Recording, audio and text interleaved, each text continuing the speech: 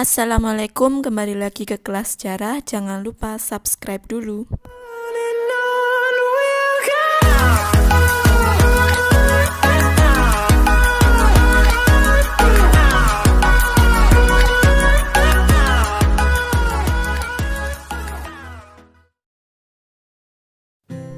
Kali ini kita akan belajar tentang politik yang ada di Indonesia. Pasca kemerdekaan Indonesia 17 Agustus 45, Indonesia berusaha mencari sistem pemerintahan yang dirasa sesuai dengan kehidupan berbangsa Indonesia.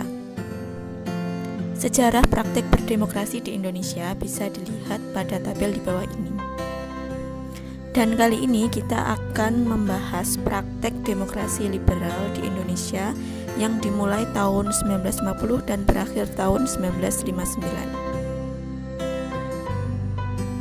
Apa ciri demokrasi liberal? Yang pertama, Indonesia kembali menjadi NKRI setelah dibubarkannya RIS pada tahun 1950. Undang-undang dasar yang dipakai adalah Undang-Undang Dasar Sementara 1950. Ciri yang ketiga, bentuk pemerintahannya berbentuk parlementer. Apa maksudnya di sini? Yaitu presiden sebagai kepala negara dan perdana menteri sebagai kepala pemerintahan. Kabinet dipimpin oleh seorang perdana menteri dan bertanggung jawab kepada parlemen.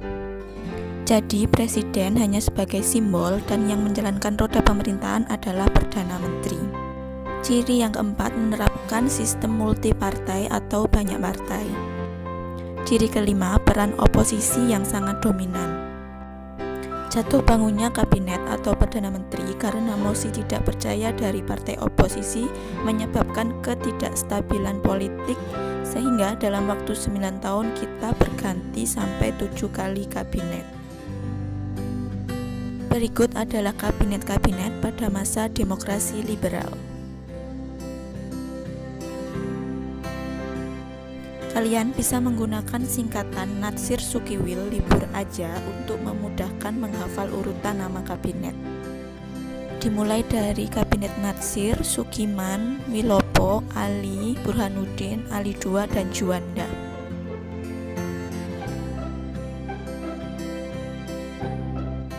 Yang pertama adalah kabinet Natsir yang hanya bertahan 6 bulan saja.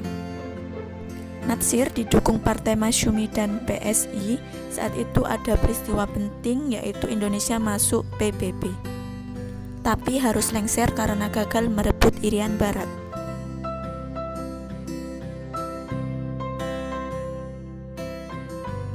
Yang kedua adalah kabinet Sukiman.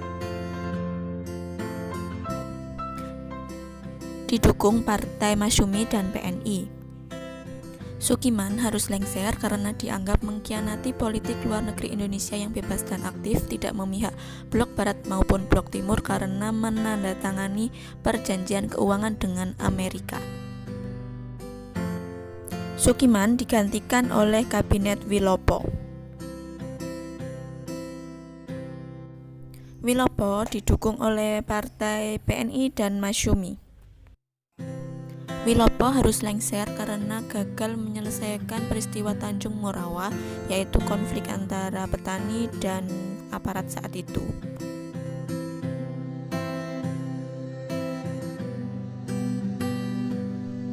Wilopo digantikan oleh kabinet Ali Sastro Amijoyo I. Kenapa di sini ada satu? Karena nanti Ali akan menjabat lagi.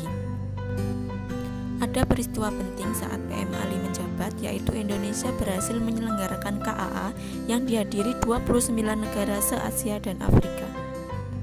Beliau juga pencetus pemilu pertama kali, namun harus lengser karena NU dan partai lain menarik dukungannya. Kabinet Ali digantikan oleh kabinet Burhanuddin Harahap. Peristiwa penting yang terjadi saat kabinet ini memimpin adalah penyelenggaraan pemilu pertama kali pada tahun 1955.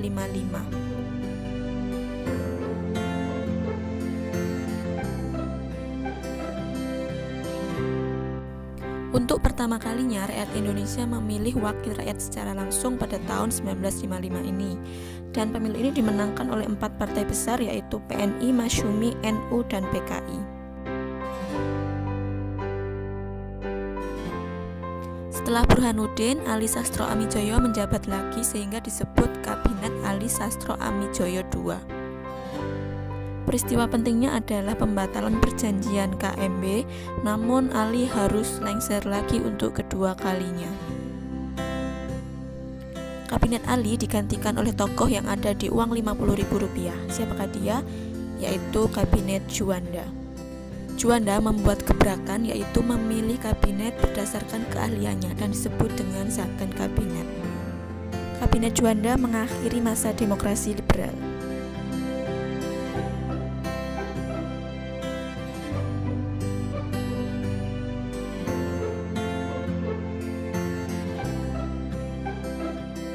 Jatuh bangunnya kabinet sehingga hampir setiap tahun kabinet berganti menyebabkan stabilitas nasional baik di bidang politik, ekonomi, sosial, dan keamanan terganggu. Akhirnya tanggal 5 Juli 1959, Presiden Soekarno mengeluarkan dekret presiden. Dekret ini mengakhiri masa demokrasi liberal di Indonesia dan Indonesia akhirnya memasuki era baru, yaitu era demokrasi terpimpin ala Soekarno.